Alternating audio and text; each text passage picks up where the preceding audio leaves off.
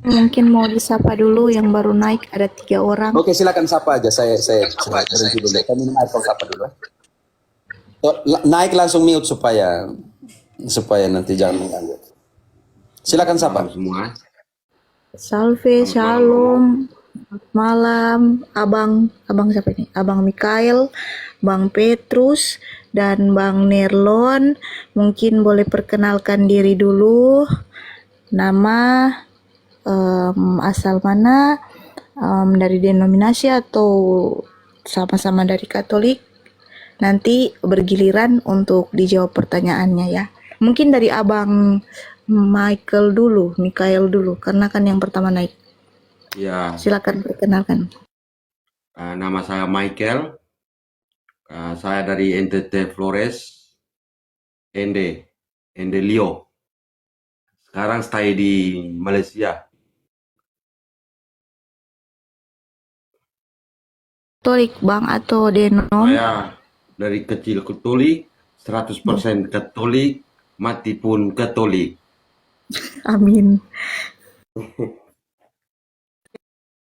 Ke Abang Petrus, halo Abang Petrus. Nanti Abang Michael tahan dulu ya, nanti gantian untuk bertanya. Oke, teman-teman di atas kalau mau yang sudah tanya mau turun silakan karena ada ada menanti itu sekitar 2 atau 3 orang. Turunkan saya. Bisa diturunkan Om Jen. Om Jen kalau ada hal-hal begitu bagus ya. Naik minta langsung omong itu saya senang ya daripada turunkan saya, nanti saya di apa? Tetap bisa di mengerti sini. tentang gereja tadi. Ingat bahwa engkau dan saya adalah anggota gereja, oke? Siap, Romo. Mati. Saya adalah gereja. Kalau saya mati, gereja juga mati. Bagaimana? Tidak mungkin. Wah, memang. Oke, turunkan saya dulu. Turunkan saya. Naikkan yang lain Nanti lagi. kalau ada apa-apa bisa naik lagi, oke? Sebentar saya turunkan. Siap. Oke, silakan tadi. Bang Anende. Petrus. Gerete Leo ngesteyende. Abang Mikel. Leo, Miro gerete Leo na mio Leo la kamba mio na. Leo Datsoko aku. Mio no da soko amba wolo feo iba.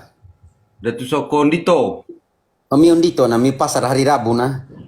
Oh, Dama baga, saya masih kecil, saya SD Bonawa, Ende.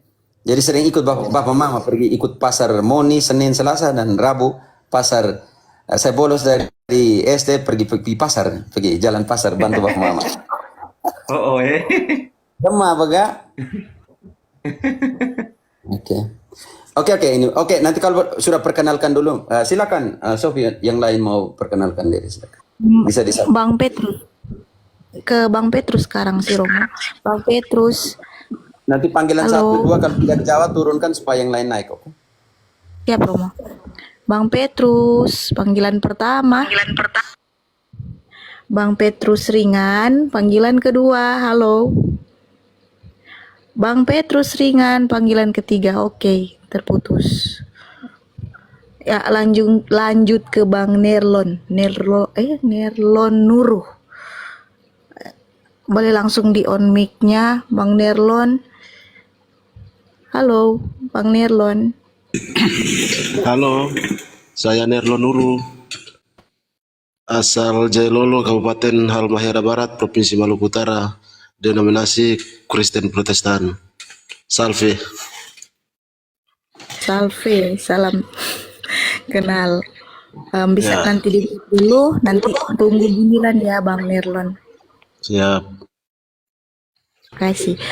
Lanjut ke Ponsus.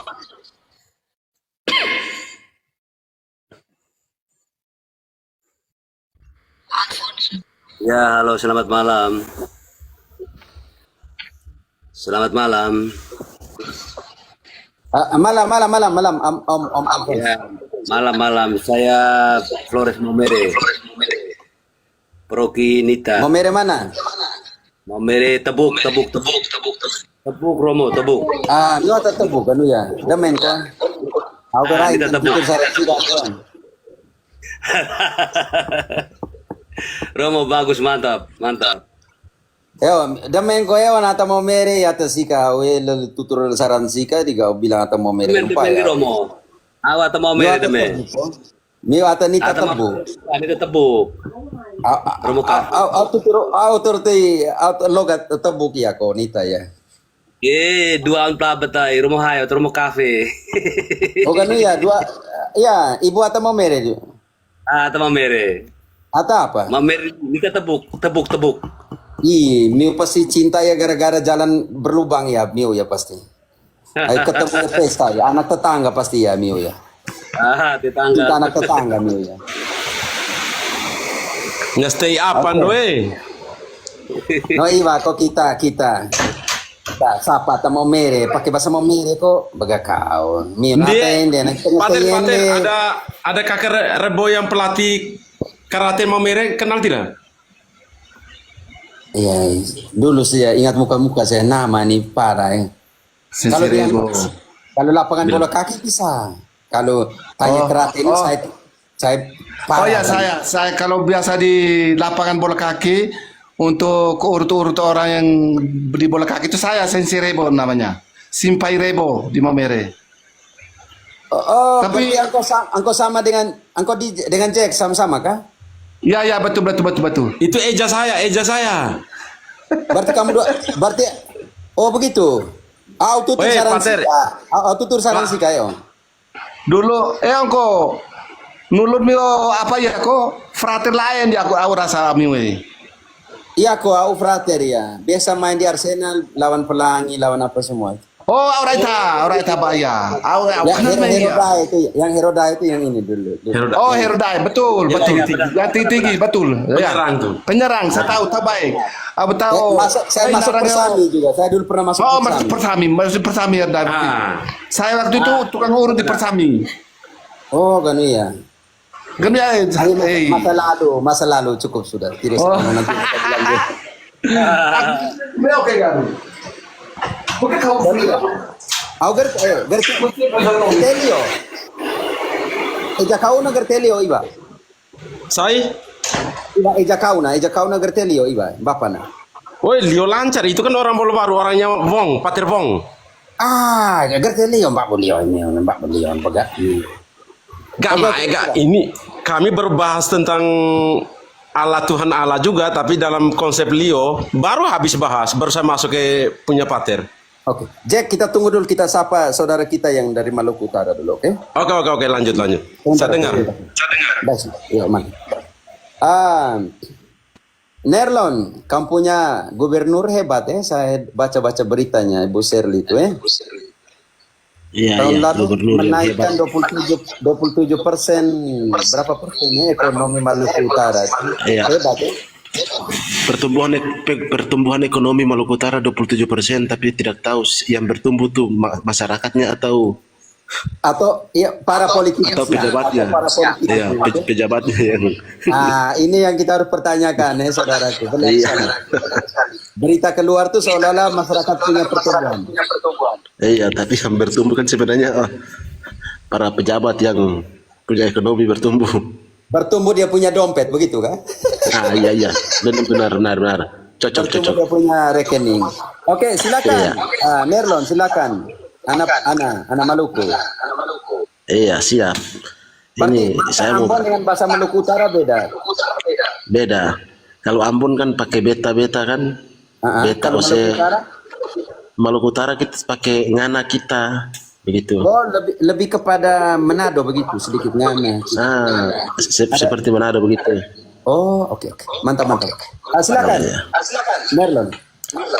Tolong jelaskan soal baptisan itu. Soalnya kan dalam Protestan itu kan ada baptisan selam, ada baptisan percik. Itu saya singkat aja pertanyaannya, tolong di. Singkat tapi bingung juga itu. Oke, sekarang saya jelaskan. Kita mulai lagi. Kita harus bongkar dulu. Nah, ada berapa pembaptisan dalam kitab fikih? Gimana? Dalam kitab fikih hanya omong bilang satu pembaptisan. Iya, siap. Yang saya tahu tiga pembaptisan. cuma satu saja yang saya tahu. Baptisnya makanya mereka dalam saya jelaskan, anak dan Iya. Anda bisa mute kan karena doubling. Nerlon. Siap. engkau mute-kan dulu. Nanti dalam elaborasi tema, kalau engkau merasa bahwa oh saya harus komen, engkau bisa hidupkan. Oke? Mike. Bisa mengerti. Oke. Yang pertama kita harus tahu bahwa di dalam kitab suci omong tentang satu pembaptisan. Efesus 4 ayat 5. Sofi mungkin lagi minum kopi. Saya cari di sini. Sofi, oke Sofi. Apa tadi? Kita harus tahu dulu dalam kitab suci bahwa hanya satu pembaptisan. Oke. Efesus 4 ayat 5. Efesus 4 ayat 5. Efesus.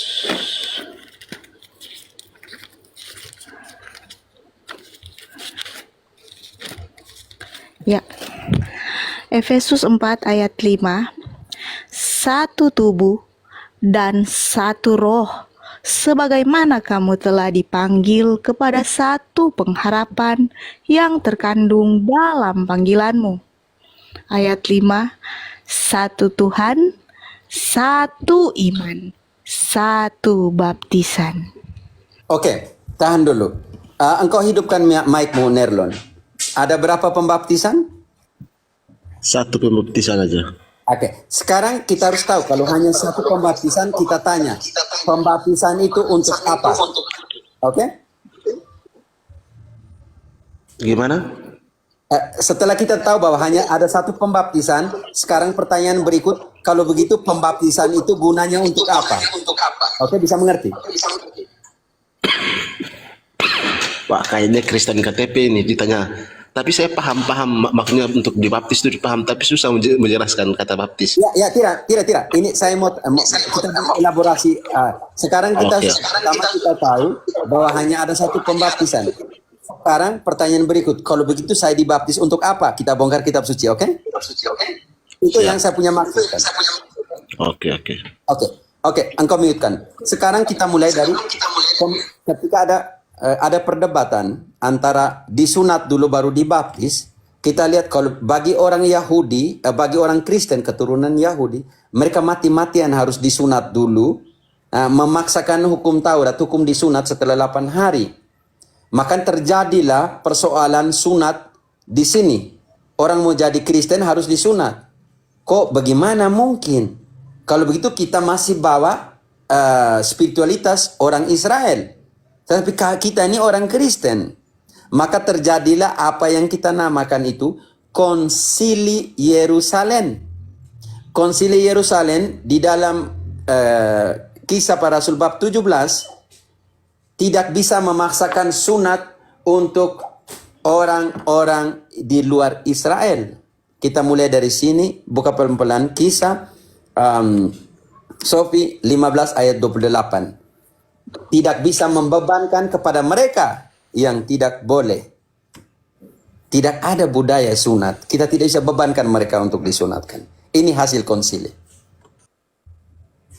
Sebab adalah keputusan Roh Kudus dan keputusan kami, supaya kepada kamu jangan ditanggungkan lebih banyak beban daripada yang perlu ini. Oke, sudah. Berarti untuk mereka tidak boleh dibebankan ini. Sunat tidak boleh lagi. Hasil keputusan itu. Dan hasil keputusan itu disiarkan di seluruh gereja. Oke. Dan apa hasil keputusan itu? Ada. Dalam Kolose 2 ayat 11-12. Sunat itu digantikan oleh pembaptisan. C2 ayat 11-12. Dalam Dia kamu telah disunat, bukan dengan sunat yang dilakukan oleh manusia, tetapi dengan sunat Kristus, yang terdiri dari penanggalan akan tubuh yang berdosa. Karena dengan Dia, kamu dikuburkan dalam baptisan, dan di dalam Dia, kamu turut dibangkitkan juga oleh kepercayaanmu kepada kerja kuasa Allah yang telah membangkitkan Dia dari orang mati. Engkau hidupkan dulu mic-mu, saudaraku. Engkau tahu bahwa di sini Paulus bilang hasil konsili bahwa sunat itu digantikan oleh baptis ya. Artinya sunat itu mensubstitusi pembaptisan. Sekarang kita kalau begitu sunat itu apa dulu? Bisa mengerti? Kalau kita harus mengerti sunat itu apa kalau begitu? Bongkar Kejadian 17, kami dulu Kejadian 17 mulai dari ayat 9. Mengerti dulu sunat itu apa bagi orang Yahudi, oke? Kejadian 17 ayat 9. Kejadian 17 ayat 9. Lagi firman Allah kepada Abraham, dari pihakmu, engkau harus memegang perjanjianku, engkau dan keturunanmu turun-temurun. Lanjut. Ayat 10. Inilah perjanjianku yang harus kamu pegang. Perjanjian antara aku dan kamu serta keturunanmu, yaitu setiap laki-laki di antara kamu harus disunat. Lanjut. Ayat 11. Haruslah dikerat kulit katanmu, dan itulah akan menjadi tanda perjanjian antara aku dan kamu. Lanjut. Anak yang berumur 8 hari Tahan dulu di harus situ. disunat. Tahan di situ. Nerlon. Disunat di Israel ketika anak berumur 8 hari. oke, 8 hari. Tahan dulu. Kita belum tahu sunat untuk apa. Lanjut sedikit. Yang pertama sudah tahu tanda perjanjian antara Israel dengan Allah. Oke. Lanjut dulu. Umur berapa? 8 hari. Oke, lanjut.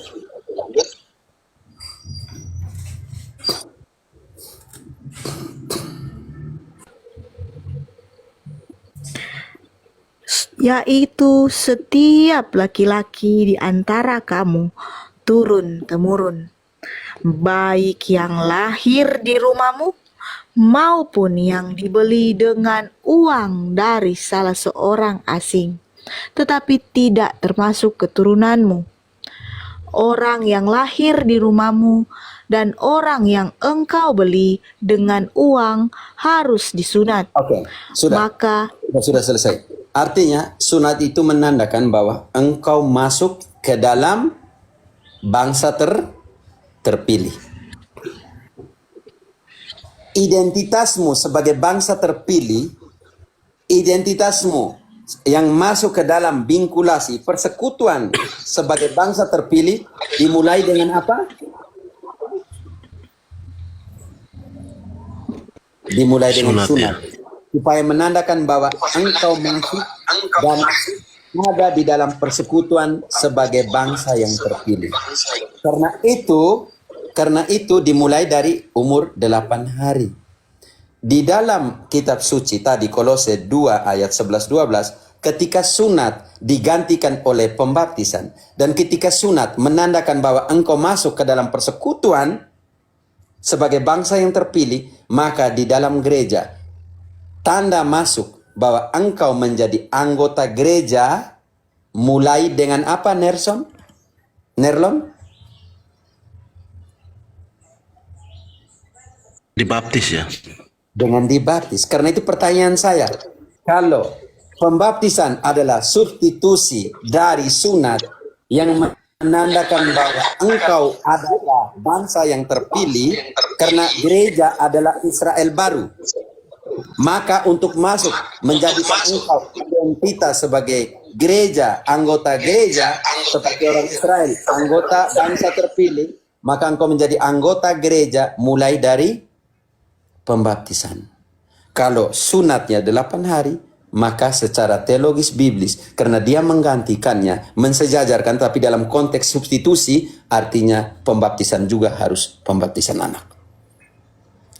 Itu yang poin pertama, supaya menandakan identitasmu sebagai anggota gereja. Pertanyaan saya, dalam konteks sunat dan pembaptisan ini, anak-anak masih kecil yang tidak dibaptis di dalam gerejamu contohnya, karena pembaptisan orang besar ya dalam gerejamu ya Nerlon, atau bagaimana?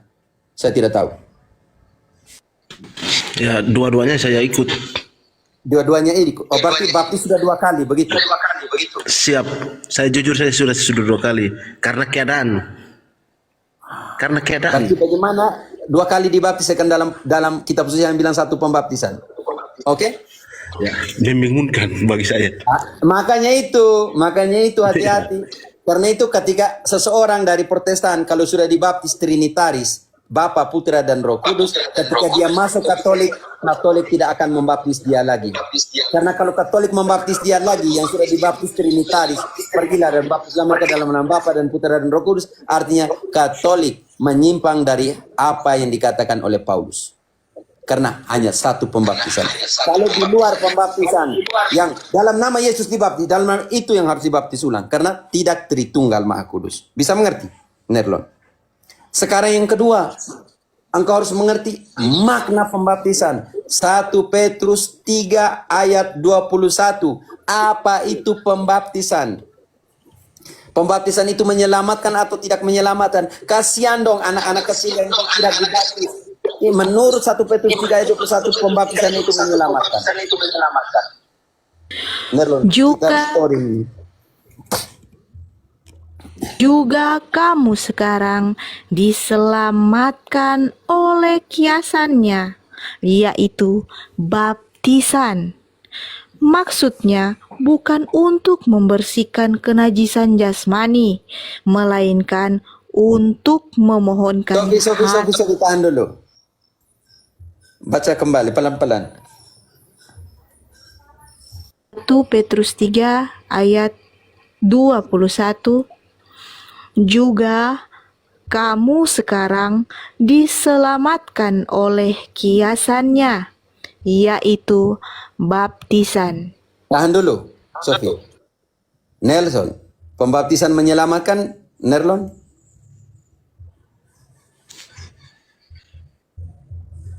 Yaitu kamu juga diselamatkan oleh kiasan, yaitu pembaptisan. Pembaptisan dalam konteks ini menyelamatkan.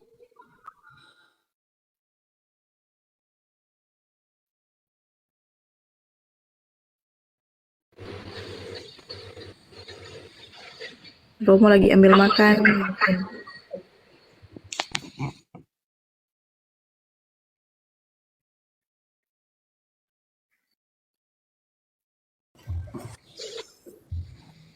Oh ya santai, kalau ada sesuatu saya pasti bang. Sudah jam. Usah cemas kenapa? Nerlon, pembaptisan menyelamatkan? Ada emergensi jadi santai. Pembaptisan menyelamatkan? Nerlon, barusan dibaca. Baca ulang Sofi. Coba baca ulang. Juga kamu sekarang diselamatkan oleh kiasannya, yaitu baptisan. Iya, siap. Pembaptisan menyelamatkan? Iya, menyelamatkan. Oke, sekarang makna ketiga yang tadi sudah masuk ke dalam persekutuan melalui pembaptisan dalam gereja. Makanya percemasan saya kalau baptisnya sudah besar, berarti anak-anak kecil bagaimana? Anak kecil tidak selamat kalau begitu. Ingat orang tua baik-baik, pembaptisan itu menyelamatkan. Dan yang makna yang ketiga, baca lanjut. Ya, bukan dibersihkan dari dosa ya, dari kejasmanian kita, melainkan memohonkan apa?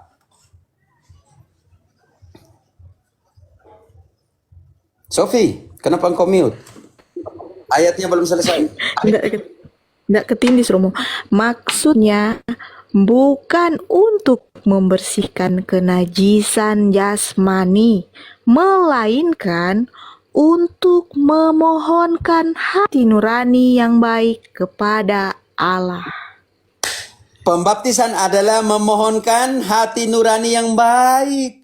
Untuk anak-anakmu, kamu tidak mau supaya anak-anakmu punya hati nurani yang baik, Nerlon? Dikatakan oleh kitab suci, kenapa pendeta tidak mengerti itu? Di mana bilang pembaptisan harus ditenggelamkan dalam air? Di mana? Pembaptisan itu di sini dikatakan supaya memohonkan kepada Allah hati nurani yang baik untuk mereka yang menerima pembaptisan. Nerlon, engkau tidak mau supaya anak-anak punya hati nurani yang baik? Ya, sangat mau dan sangat berharap seperti itu. Bagaimana dengan mereka yang mati-matian baptis orang besar bilang mereka belum bertobat? Itu berbeda, itu pembaptisannya Yohanes Pembaptis. Engkau baca dulu Kisah 8. Sofi. Neron langsung mute-kan karena Nerlon, engkau pakai headset mungkin bisa cabut headsetnya kah? Karena itu storing. Xavier Francisco. Tadi sudah dijelaskan oleh Kolose, pembaptisan itu artinya ditenggelamkan dalam kematian Kristus supaya dibangkitkan, bukan ditenggelamkan dalam air. Baca kembali Kolose tadi, Nona, baca kembali Kolose 2 ayat 12 supaya Xavier belum mengerti mungkin. Dia mati-matian ditenggelamkan. Tapi pertanyaan, ditenggelamkan dalam apa? Ditenggelamkan dalam kematiannya Kristus. Oke? Supaya dibangkit. Baca kembali Kolose sebelum ke Kisah 2 ayat 12. Kolose 2 ayat 12. Karena dengan Dia kamu dikuburkan dalam baptisan, dan di dalam Dia kamu turut dibangkitkan juga oleh kepercayaanmu kepada kerja kuasa Allah yang telah membangkitkan Dia dari antara orang mati. Hati-hati, dokumen di Dake. Engkau hati-hati pakai dokumen di Dake. Di dokumen di Dake nomor 7 omong tentang pembaptisan. Saya tunggu engkau di sini. Saya suka engkau pakai di Dake. Saya tidak mau bawa tradisi gereja dalam di Dake, tapi saya mau jelaskan. Nomor ini omong tentang apa? Oke, di Dake, doktrin ke-12 Rasul. Kita langsung pembaptisan nomor 7 kalau tidak salah. Nanti engkau liturgi tentang engkau hati-hati, engkau ambil di Dake yang mana nih? Di Dake. Maaf ya Xavier, engkau tidak mengerti di Dake. Ritus pembaptisan menurut di Dake. Kita tunggu dulu. Di Dake ajaran 12 Rasul tentang pembaptisan. Jam berapa mau diingatkan makan? Ya, sebentar. Sekitar 10 menit lagi, oke. Saya mau buka tentang Didake. Pembaptisan. Ingat itu saudaraku Franciscus Xavier. Kalau ambil Didake dalam Didake bab 7 dia omong begini. Sejauh menyangkut pembaptisan, Anda harus membaptis sebagai berikut. Setelah mengatakan semua hal itu, baptislah dalam nama Bapa dan Putra dan Roh Kudus dalam air hidup.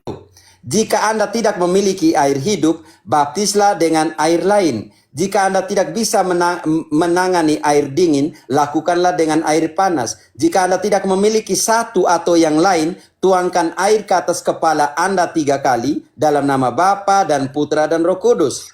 Sebelum pembaptisan, dan orang yang membaptis dan beberapa orang yang mampu berpuasa, tetapi orang yang dibaptis diperintahkan untuk berpuasa atau 2 ambal sebelumnya untuk orang yang sudah besar. Jadi engkau mengerti tidak di sini? Engkau dengar baik-baik dulu. Xavier, Franciscus, Didake bab 7. Dengar baik-baik. Sejauh menyangkut pembaptisan. Mute-kan dulu, Merlon. Sofi tolong mute-kan Merlon. Tidak bisa mute-kan ini. Oke. Xavier, dengar baik-baik dulu sebelum engkau type, oke? Dengar baik-baik. Sejauh menyangkut pembaptisan, Anda harus membaptis sebagai berikut. Setelah mengatakan semua hal itu, baptislah dalam nama Bapa dan Putra dan Roh Kudus dalam air hidup. Itu pertama. Jika Anda tidak memiliki air hidup, mata air maksudnya, baptislah dengan air lain. Jika Anda tidak bisa menangani air dingin, lakukan dengan air panas. Masa sih kita pergi, kalau begitu panaskan sungai, bagaimana? Kita taruh api di dalam air sungai kah? Di dalam sungai kita taruh api supaya kasih panas dia kah? Jika Anda tidak bisa menangani air dingin, lakukan dengan air panas. Menahan ya. Jika Anda tidak memiliki satu atau yang lain, tuangkan air ke atas kepala Anda 3 kali. Dalam nama Bapa dan Putra dan Roh Kudus. Di mana dikatakan harus dicelup, direndam? Kalau engkau tidak tahan air panas, engkau tidak tahan air dingin, engkau pakai air panas. Kalau begitu sungai harus dipanaskan dulu. Panas pakai apa? Bakar api supaya sungai panas dulu? Kan tidak logis. Jangan ambil dokumen di Dake, hati-hati. Karena saya semua ada di depan sapu mata nih. Oke? Hati-hati Franciscus Xavier. Engkau pakai, bagaimana kalau begitu sungai harus mata air? Bagaimana kalau begitu harus pasang kayu api di bawah kah? Supaya kasih panas sungai. Karena di Dake bilang, kalau tidak tahan air dingin, pakai air panas. Kalau begitu kita taruh api semua, bakar sungai supaya dia panas. Baru kasih masuk orang, begitu. Tidak logis juga. Iya, makanya engkau salah baca. Baca baik-baik kalau begitu ya.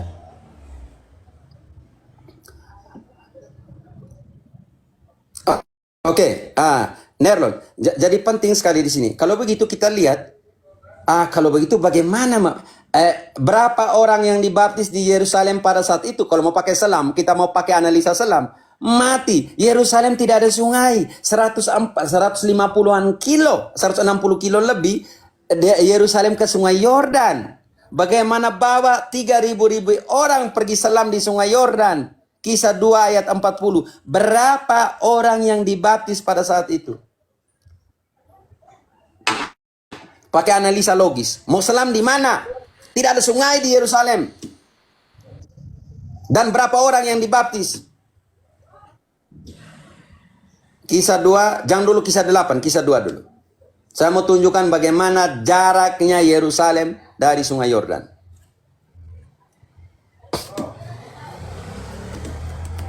Ayat 40. Dan dengan banyak perkataan lain lagi, ia memberi suatu kesaksian yang sungguh-sungguh, dan ia mengecam dan menasihati mereka, katanya, berilah dirimu diselamatkan dari angkatan jahat ini. Berapa orang yang dibaptis?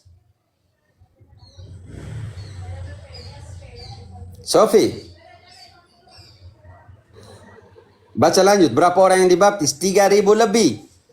Yerusalem Ayat 41.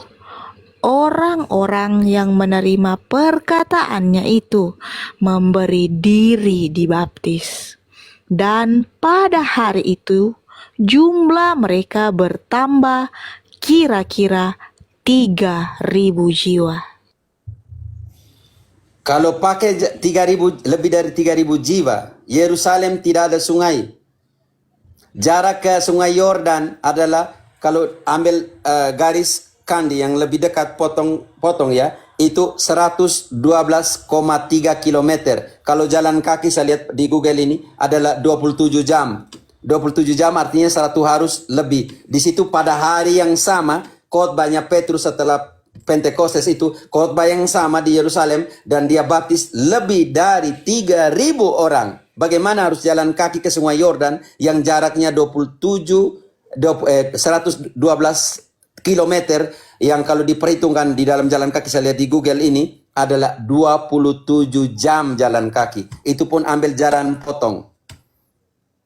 Bagaimana kasih selam di Yerusalem ketika hari Pentekostes? Selam pakai apa? Logika manusia harus dibawa ke sana. Nerlon, ketika Petrus membaptis lebih dari 3.000 orang ini, mau celup orang di mana, Nerlon? 112 km dari Yerusalem pada hari Pentekostes sampai ke Sungai Yordan. Mau celup di mana? Di sana dikatakan di Yerusalem. Begini, logika saya, maaf ya. Seandainya waktu itu kalau di selam berarti digali kolam mungkin 10 kali 10, tapi sebentar airnya dari jernih jadi kotor semua itu. Bisa jadi begitu.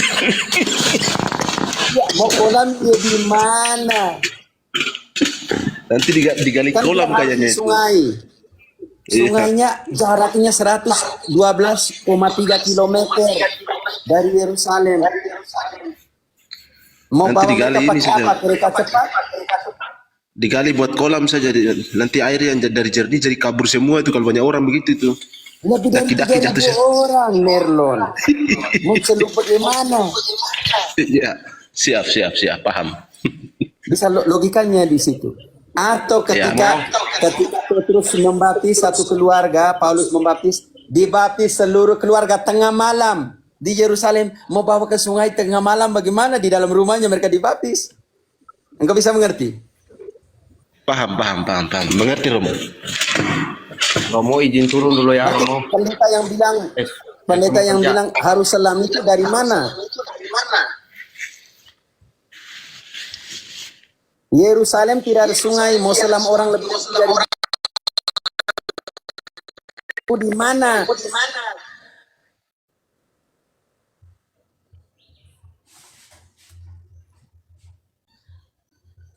Oh ya, ada yang turun. Oke, Kak Nerlon, pertanyaanmu dijawab atau belum terjawab? Jawab. Dan terima kasih atas penjelasan dan mohon izin turun soalnya mau istirahat. Engkau Tuhan istirahat. memberkati. Sudah. Siap. Amin. Oke, begitu kan Nerlon. Begini kalau teman-teman Protestan begini tuh kita bangga, kita jelaskan dengan bukti kitab suci. Nerlon, terima kasih, engkau tuh sangat berbeda. Ada yang naik gini maki antur saya lagi, ada yang bilang you are stupid, engkau bodoh dan semua, tapi tidak apa. Banyak Protestan seperti engkau yang dengan hati terbuka untuk lihat ini kitab suci yang ngomong bukan saya, oke? Siap. Mantap. Oke, terima kasih Nirlo. Nanti kalau berikut mau ada pertanyaan lagi bisa masuk untuk bertanya. Terima kasih. God bless you. Saya turunkan ya. Oke, sama-sama. God bless you too. Amin. Mantap Nerlon. Salam ke Maluku Utara. Romo ini masih ada 2 tapi mungkin Romo makan siang. Bagaimana ini? Tidak, lanjut sedikit. Oh, sebelum kita bertanya ke Pak Alfonsus, ada yang baru naik ini Pak Amki ya, Amki. BTK. Oke. Pak Angki, halo, shalom, salve. Selamat malam, salve Romo. Yo Amki. Nama, asal mana, Iya. dari denominasi atau dari? Nama saya Amki Betekening. Saya dari NTT Flores. Sekarang bekerja sebagai guru agama di Kalimantan Timur Berau. Guru agama Katolik. Oh, orang Larantuka pasti ini BTK yang ini. Adonara kakak. Adonara pastor. Oh ya.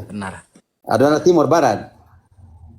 Adonara Timur Witiama. Tengah. Kecamatan Witiama. Oh, kamu Witiama. Oke. Baik. Ya. Berarti lama holot kalian. Iya, nama Lot. Oke. Oh ya, guru agama di sana. Oh, silakan. Saya senang itu. Oke, guru-guru agama nih kalian pelopor garis ulung di antara orang-orang itu. Saya hebat. Ini Romo, saya terima kasih Romo apresiasinya. Saya cuma bertanya satu Romo. Mohon maaf, ini mungkin pengetahuan saya saya kurang minimnya pengetahuan di soal sakramen Romo. Kita di gereja Katolik kan ada 7 sakramen. Jadi dari ketiga 7 sakramen itu, apakah kita yang sebagai awam ini wajib menerima semuanya atau hanya menerima 6 sakramen Romo? Imamat, kecuali imamat. Imamat kalian punya namanya imamat umum. Setelah pembaptisan kita menerima 3 tugas Kristus, raja, nabi, dan imam di dalam pengudusan. Oke? Perjuangan untuk pengudusan. Tetapi imamat yang dimaksud dalam sakramen itu adalah imamat pentabisan. Bukan imamat umum. Oke? Imamat umum kita terima melalui pembaptisan dengan pendasaran di dalam 1 Petrus 2 ayat 9. Kamu akan menjadi bangsa imamat rajawi. Jadi dalam pengudusan. Karena tugas imam adalah pengudusan. Tetapi ini seperti orang Israel punya imamat pengudusan atau imamat rajawi. Kita semua juga punya imamat rajawi. Tetapi tidak semua kita adalah imamat pelayanan atau imamat ministerial. Engkau mengerti dulu itu, oke. Jadi Iya Romo. seperti kami Kak Amki, kami hanya bisa terima 6 sakramen perkawinan, tidak toh? Engkau nih. Iya Romo. Itu yang maksudnya ada membingungkan saya sedikit, tapi soal pengetahuan sakramen sedikit banyaknya saya sudah bisa. Oke. Karena Sekarang saya kenapa? betul-betul di situ. Oke. Kenapa kalian punya yang kita semua setelah pembaptisan kita punya yang namanya imamat rajawi atau imamat umum. Itu ada pendasarannya. Seperti orang Israel juga punya imamat umum, yaitu tugas dari seorang tugas keimamatan kita adalah pengudusan. Oke? Engkau berjuang jadi orang kudus atau tidak, Amki? Engkau harus berjuang. Jadilah kudus seperti Bapamu adalah kudus. Tanpa kekudusan seorang tidak bisa melihat Allah. Nanti kita lihat tugas kata imamat dalam pengertian pengudusan.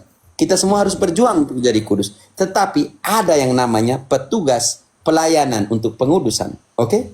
Ini yang tidak semua orang bisa. Maka di sini seperti orang Israel, walaupun mereka punya imamat rajawi, bangsa imamat, tetapi mereka ada namanya imamat ministerial atau imamat pelayanan. Pendasaran sama. Yang satunya ada di Keluaran 19 bagi orang Israel, yang Katolik punya, kita punya pendasaran, Kristen sejati punya pendasaran di 1 Petrus 2 ayat 9. Sofi, 1 Petrus 2 ayat 9 dulu. Iya. Oke Romo, makasih Romo. Saya sudah Oh, sebentar kita baca dulu pelan-pelan supaya engkau mengerti. Oh, ternyata ada perbedaan, ada imamat umum dan imamat ministerial. ya Romo, makasih. Tadi 1 Petrus 2 ayat 9. 1 Petrus 1 Petrus 2 ayat 9. Tetapi kamulah bangsa yang terpilih, imamat yang rajani, bangsa yang kudus, umat kepunyaan Allah sendiri, supaya kamu memberitakan perbuatan-perbuatan yang besar dari Dia yang telah Oke. memanggil kamu. Sudah. Amki, imamat umum itu Ya, Romo. membuat kita memberitakan perbuatan-perbuatan Allah. Oke? Tetapi dalam perjanjian baru ada yang namanya imamat ministerial. Imamat pelayanan ini dalam garis keturunan imamat Melkisedek. Ibrani 7 ayat 11-12. Jadi kita tidak semua orang Katolik adalah imam pelayanan, oke, atau imam ministerial. Karena harus ditabiskan menurut ritus Melkisedek. Ibrani 7 ayat 11 sampai 12. Karena itu, andai kata oleh imamat Lewi telah tercapai kesempurnaan, sebab karena imamat itu umat Israel telah menerima Taurat.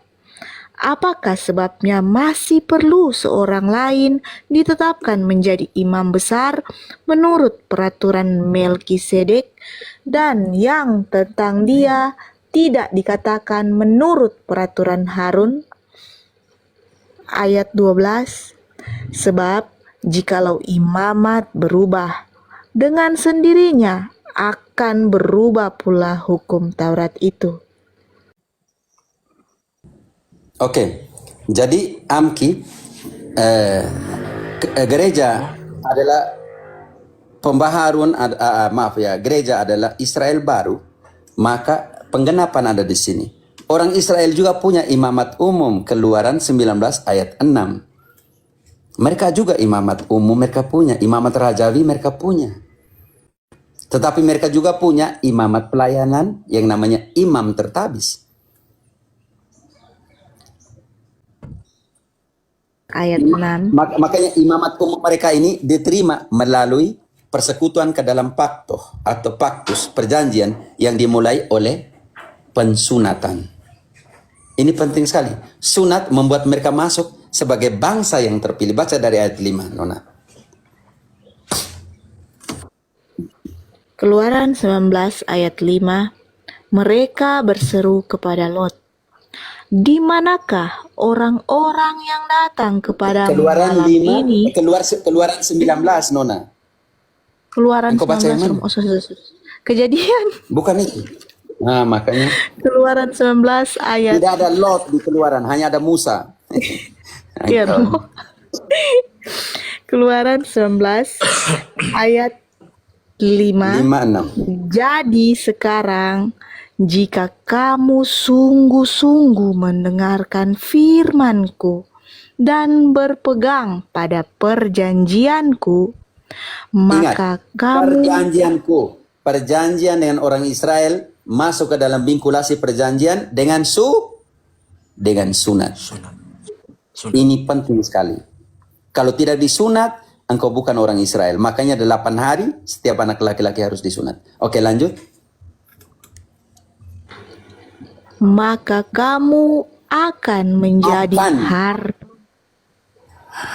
Akan menjadi milik. harta kesayanganku. Harta kesayanganku sendiri dari antara segala bangsa. Sebab akulah yang empunya seluruh bumi. Ayat Lanjut. 6. Kunci ayat 6. Kamu akan menjadi bagiku kerajaan imam dan bangsa yang kudus. Inilah semuanya firman yang harus kau katakan kepada orang Israel. Oke, walaupun mereka punya imamat pengudusan, imamat umum, orang Israel punya imam tertabis. Keluaran 29 ayat 35, harus ditabiskan anak-anak Harun jadi imam. Yang tugasnya untuk apa? Ayat 36. Oke. Keluaran 19 ayat 36 29. ayat 29 Keluaran 29 ayat Keluaran 35. 29 ayat 35 Romo. 5. Maka haruslah kau perbuat demikian kepada Harun dan kepada anak-anaknya, tepat seperti yang kuperintahkan kepadamu. Harus Selama 7 hari haruslah kau tahbiskan mereka. tahan dulu. Amki, kalau Protestan mereka mati-matian, kami semua sudah imam.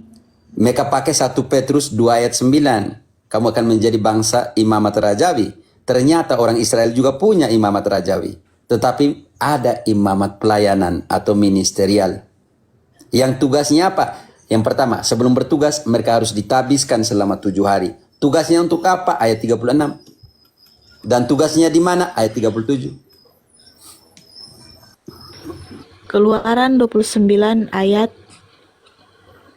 36. Lanjut dari ayat tadi. 35 ditabiskan, 36 untuk apa? Ditabiskan. Tiap-tiap hari haruslah engkau mengolah seekor lembu jantan menjadi korban penghapus dosa untuk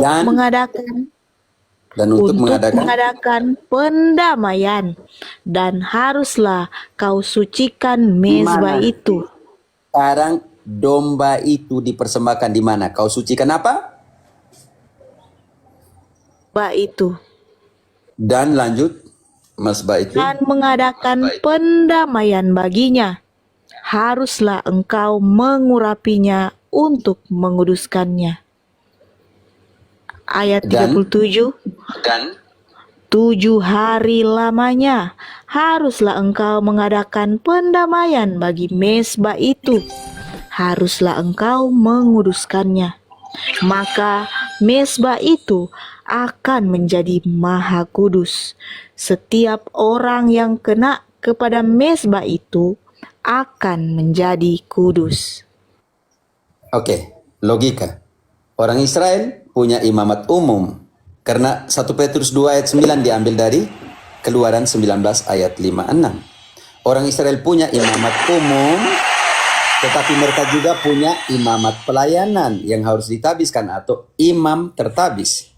Untuk pelayanan pengampunan dosa, mezbah dan lain sebagainya. Mempersembahkan roti Allah di mezbah. Itu ada di Maleakhi dan semuanya.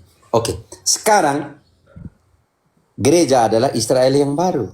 Tadi dalam Ibrani sudah kita sentuh ayat di mana Allah merubah ritus Harun, bukan lagi yang mempersembahkan kambing, anak domba, binatang, melainkan ritus Melkisedek yang mempersembahkan roti dan anggur.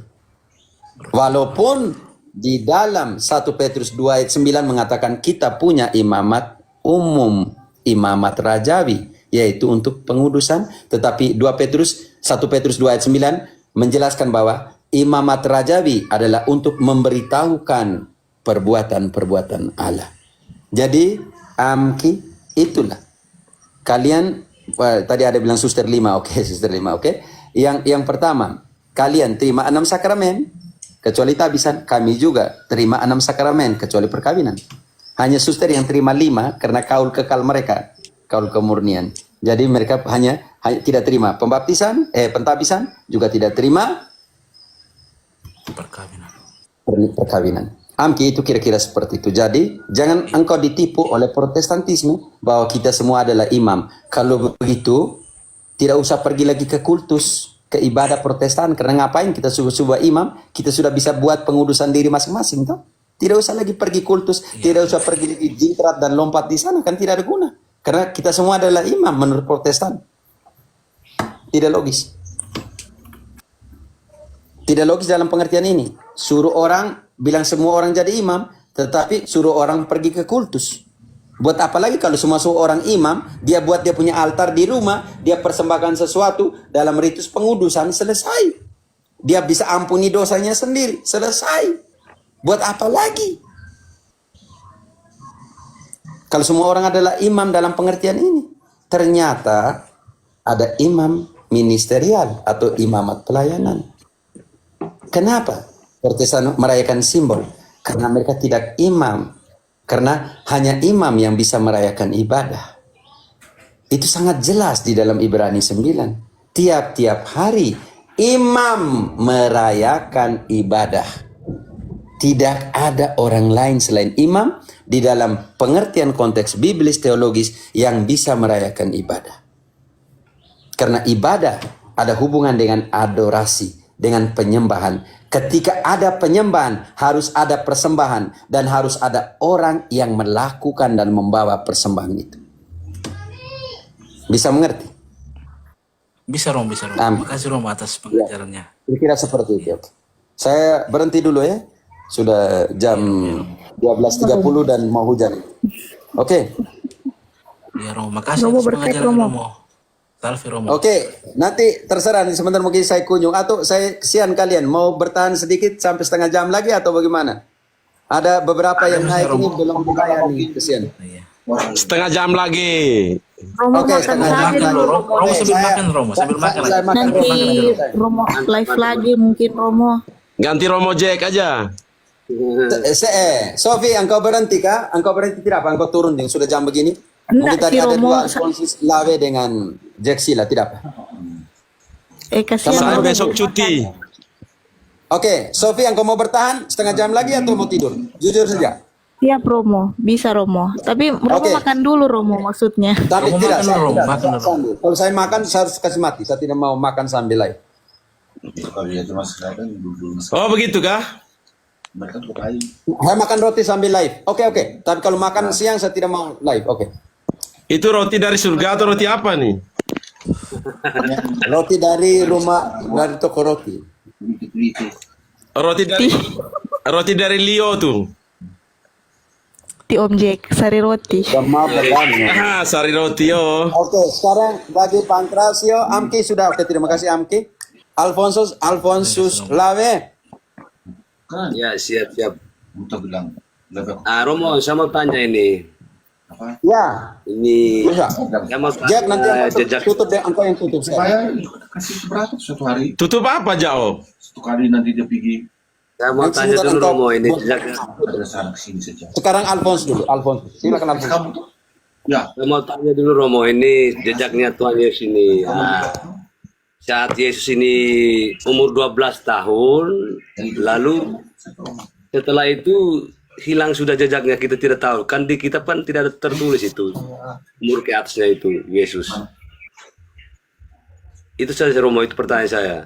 Kalau yang begitu terus saya Itu sudah tadi malam, hanya udahlah Romo atur aja. pokoknya kau tuh dengan saya. Oke, saya jelaskan sedikit. Oke. Ya. Jadi nanti kalau engkau bisa baca bukunya Kanak-kanak Yesus, Infansio de Jesus dari Paus Benedictus ke-16, saya anjurkan ya. Semoga Alfonso engkau bisa dapat di situ, oke? Karena apa? Oke. Karena tidak semua bisa ditulis dalam kitab suci. Sofi, engkau Iya. bantu dulu Yohanes 25 ayat Yohanes 21 ayat 25. Kalau semuanya harus ditulis. Iya. Yohanes 21 ayat 25. Masih banyak hal-hal lain lagi yang diperbuat oleh Yesus. Tetapi jikalau semuanya itu harus dituliskan satu persatu, maka agaknya dunia ini tidak dapat memuat semua kitab yang harus ditulis itu. Oke. Yang paling penting di sini ketika Yesus lahir sampai 12.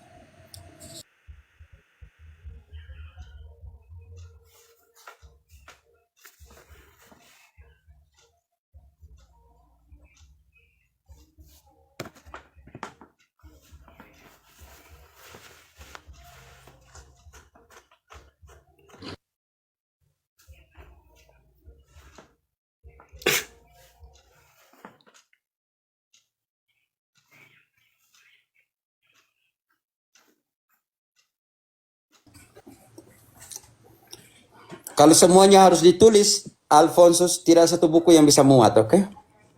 Oke, siap. Makanya ada di tradisi. Jadi saya anjurkan engkau bisa buka.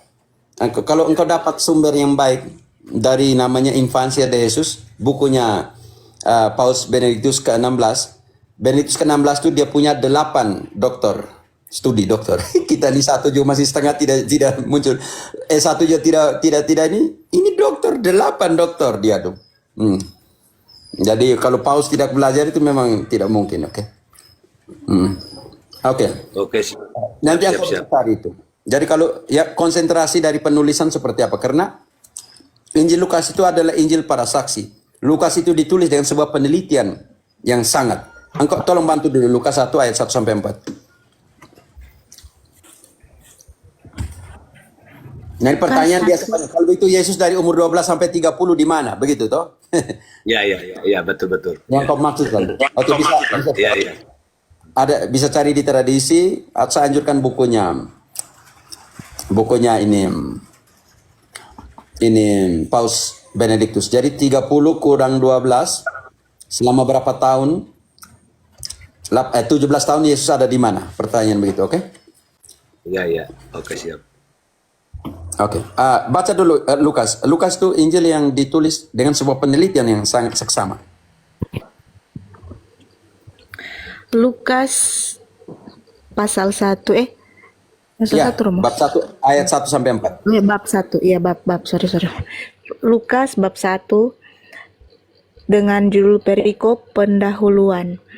Theophilus yang mulia, banyak orang telah berusaha menyusun suatu berita tentang peristiwa-peristiwa yang telah terjadi di antara kita, seperti yang disampaikan kepada kita oleh mereka yang dari semula adalah saksi mata dan pelayan firman. Karena itu, setelah aku menyelidiki segala peristiwa itu dengan seksama dari asal mulanya, aku mengambil keputusan untuk membukukannya dengan teratur bagimu, supaya engkau dapat mengetahui bahwa segala sesuatu yang diajarkan kepadamu sungguh benar.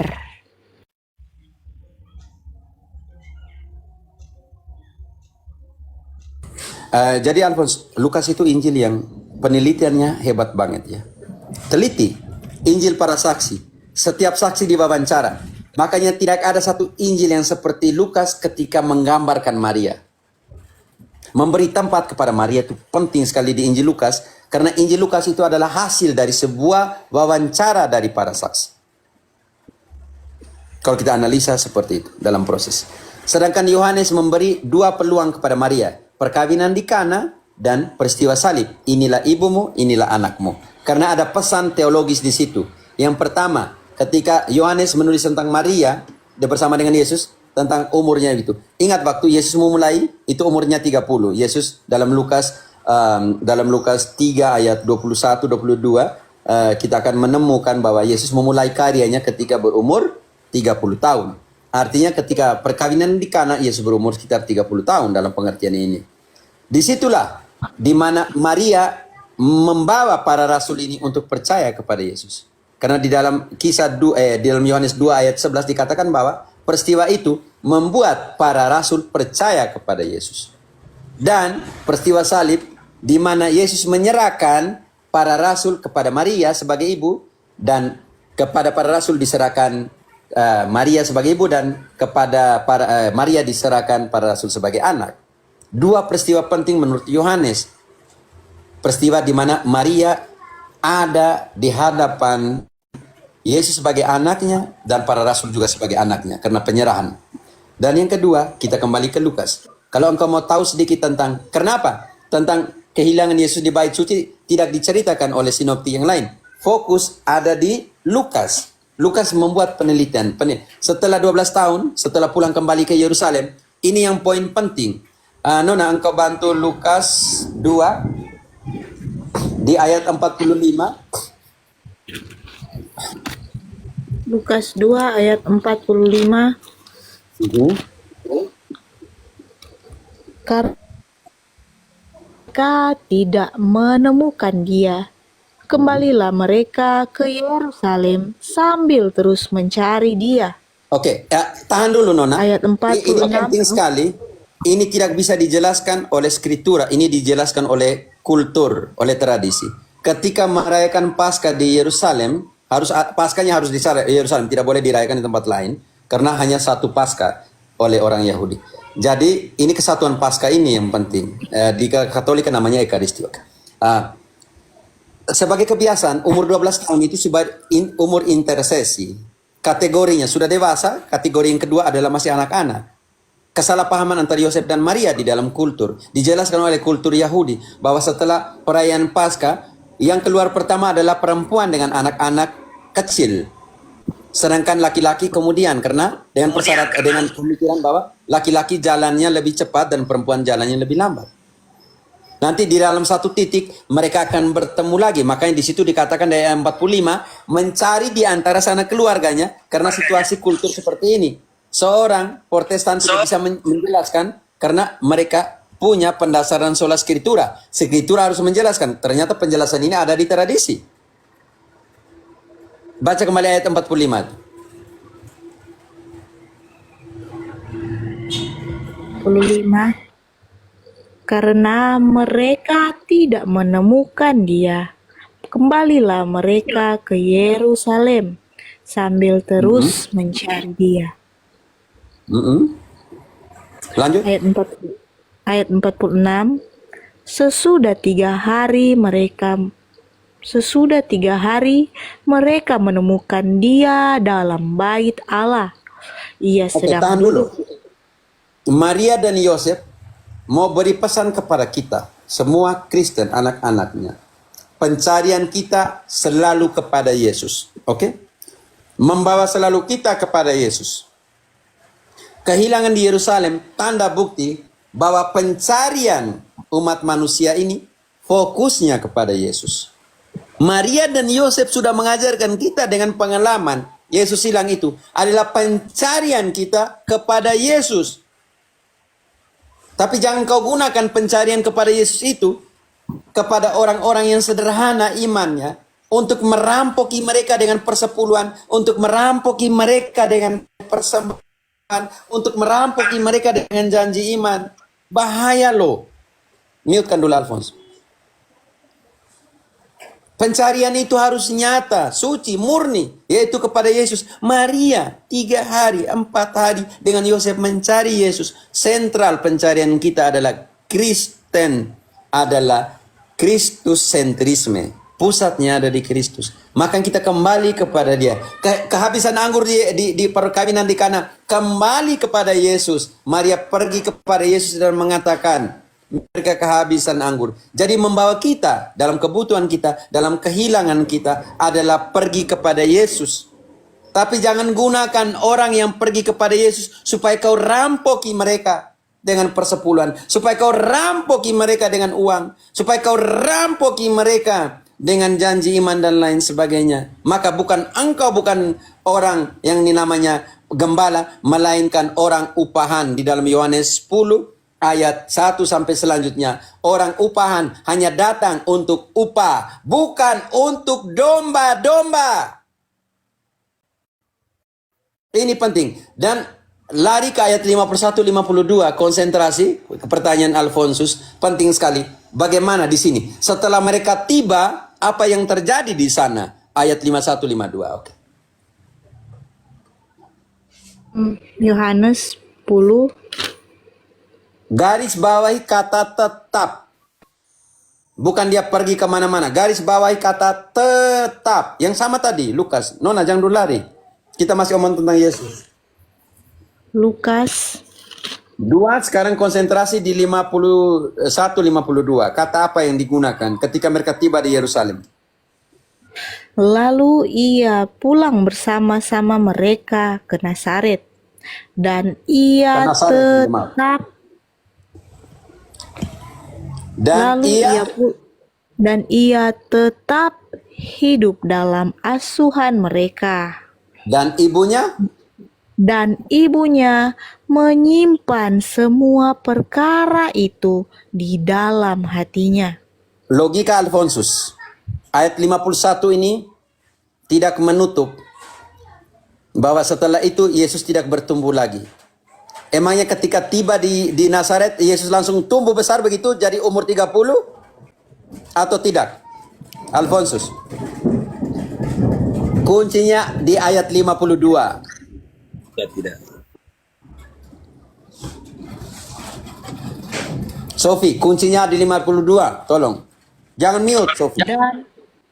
Dan Yesus makin bertambah besar Tahan dan dulu. Ketika mereka tiba di Nazaret, Yesus langsung bertambah besar atau makin? Makin artinya bertambah besar, artinya butuh proses atau tidak? Butuh proses. makin Artinya bertambah. Alfonsus dia masih tetap di Nazaret atau tidak dengan kata ini? Dan Yesus makin bertambah besar. Artinya ketika tiba waktu umur 12 tahun itu artinya sudah bertumbuh tambah besar atau masih butuh proses waktu? Butuh proses waktu. Makanya kata ini penting sekali. Dan Yesus, Sofi. Tidak usah mute, Sofi. Nanti saya stres, teriak kau. Mute, jangan mute. Siap, Romo. Dan Yesus makin bertambah besar dan bertambah hikmatnya dan besarnya, Dan dan makin dikasihi oleh Allah dan manusia. Jack, jelaskan filsafat kata makin. Tema penting sekali. Ada 3 kata makin di situ. Makin bertambah besar, makin bertambah hikmat, makin dikasihi Allah. Bukan hanya tubuh, tetapi hikmat, tetapi juga kasih oleh Allah dan Satu manusia. manusia itu saja lah. Woi mati ya pertanyaan berat. Saya lagi diskusi yang lain di sini. Tidak apa-apa. Makin itu sebenarnya kalau saya paham ya makna superlatif ya. Ya superlatif Perjalanan bahasa. waktu atau tidak ditentukan di sini. Makin hari, makin Ya. bertambah besar. Oke, dia mainkan Betul. semua di situ antara waktu, antar superlatif. Karena di sini ada 3 hal. Makin bertambah besar, makin bertambah hikmat, dan besarnya, dan makin dikasihi Allah. Jadi 3 hal. Makin. Dia punya Ya. namanya terminologi waktu juga karena makin.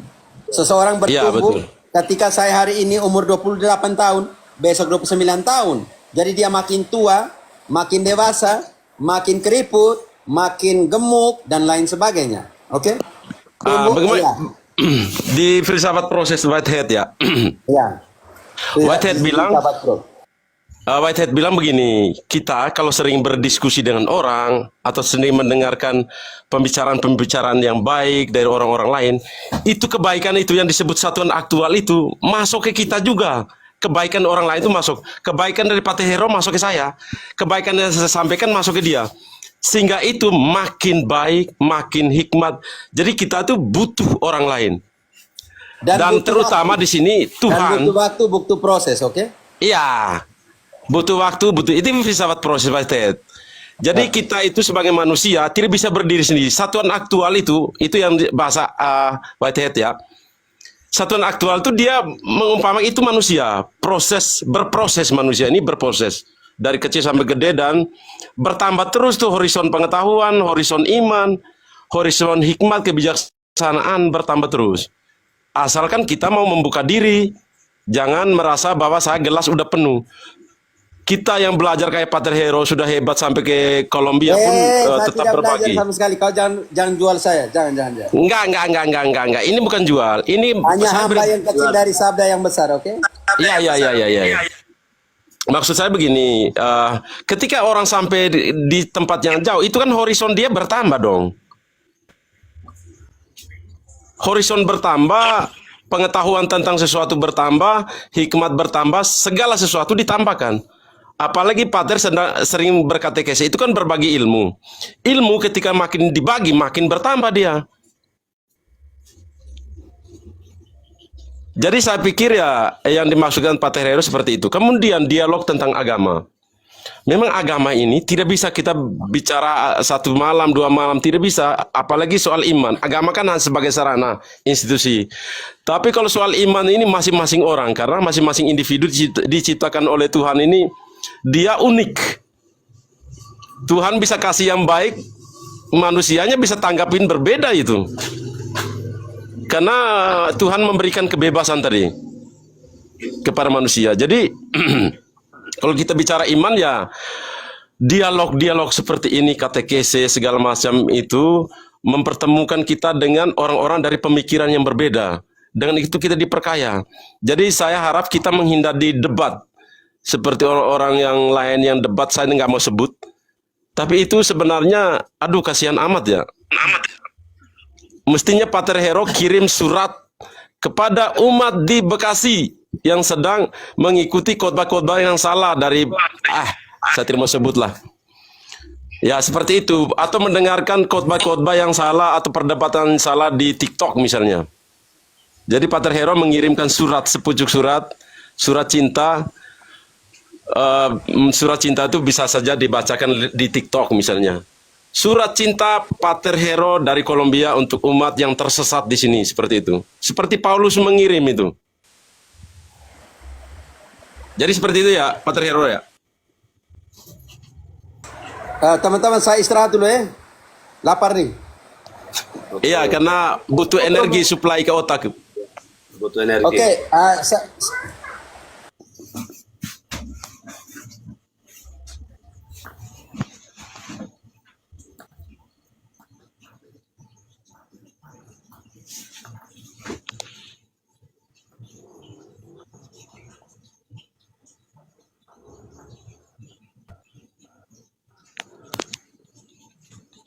Ada pertanyaan dari forum? Tutup sini Om Jack. Oke. Tapi Nggak mau apa-apa, nanti tinggal refleksi masing-masing aja. Makasih banyak ya, selamat malam. Ya, Om Jack. Malam juga Terima kasih Pastor. banyak. Tapi mau ditutup sama berkat mungkin sama Romo. Nantilah Tapi lain belum kali ada. masih ada pertanyaan tapi lain kali dulu. Iya, sudah waktunya ini, sudah jam berapa ini? Nanti lain kali dulu. Romo berkat Romo. Berkat sudah Romo, tutup berkat Romo. Mau kita doa berkat orang mau urus makan dulu, makan siang dulu. dengar tidak? Halo. Ada Romo, ada. Ada suara. Hujan lebat jadi susah dengar baik-baik. Bahasa dia mesti tanya ke saya. Ya. Oh iya. Benar, tapi ingat antara dialog, debat dengan bertengkar. Kalau saya lebih dialog. Ya, kalau dialog semua orang punya posisi. Kalau debat hanya menunjukkan mana yang lebih benar. Karena itu Paulus pakai metode debat. Di dalam kisah 17, dia pergi berdebat. Itu penting sekali, karena mau tunjukkan kebenaran, engkau pakai dialog memang susah. Karena dialog engkau harus menghargai dia punya posisi. Sedangkan debat engkau harus menunjukkan data supaya yang benar itu seperti apa. Kalau dia tidak terima, tetapi ada penonton yang bisa tahu, oh yang benar itu apa. Makanya bukan saya dengan pendetanya, tetapi saya lebih penting siapa yang mendengarkannya. Dan yang mendengarkan itu mengetahui mana argumen yang lebih benar. Iya, nanti kalau begitu besok kalau ada dialog lagi, saya mau debat besok. Saya mau coba debat dulu. Debat, karena ini penting sekali. Karena engkau dialog, engkau harus menghormati dia punya posisi. Karena begini Romo, karena menurut saya sih, semua orang ini ditanamkan dalam dirinya oleh kebenaran yang dia terima dari pendidikan dari keluarga, dari agama tertentu yang dia yakini. Jadi kita harus menghargai. Menurut saya seperti itu sih. Ya, saya bisa mengerti itu yang kita namakan kebenaran subjektif. Tapi kebenaran objektif itu yang kita harus lihat. Dan kebenaran objektif itu harus pakai data. Contohnya sekarang ini kebenaran objektif kita buka kitab suci. Karena itu kitab suci dipakai oleh Protestan, dipakai oleh Katolik. Dan kita harus tunjukkan yang kitab suci yang kita pakai ini omong seperti ini. Maka objektifnya ada di kitab suci. Ya, kalau magisterium bicara kan beda dengan saya bicara. Ya, makanya perlu data. Kalau tidak nanti bilang kita tong kosong nyari bunyinya. Iya ya. Atau bilang kita lonceng gereja, dia hanya biji kecil tapi bunyinya besar. Ah, ini bahaya juga. Itu karena kebanyakan perpuluhan. Jangan ketawa, Doi. Saya jam 1 nih hujan kok, Baga. Oke, hujan harus pakai ini karena hujan lebat deras, makanya saya harus pakai omong. Saya makan dulu, Oke, lanjut. Yo. Kenapa? Umat butuh berkat. Berkat Romo. Pertolongan Berkat kita dulu, nama Romo. Tuhan yang menjadikan langit dan bumi, dan oleh penumpangan tangan ini doa semua orang kudus di surga di dalam Wahyu 58, Wahyu 8:3 ayat 5, Wahyu 6 ayat 9. Kita semua diberkati oleh Allah yang Maha Kuasa, Bapa, Putra dan Roh Kudus. Amin. Amin. Pergi tidur, sudah. Terima kasih Romo, terima kasih Romo, Om Jack dan makasih. semua.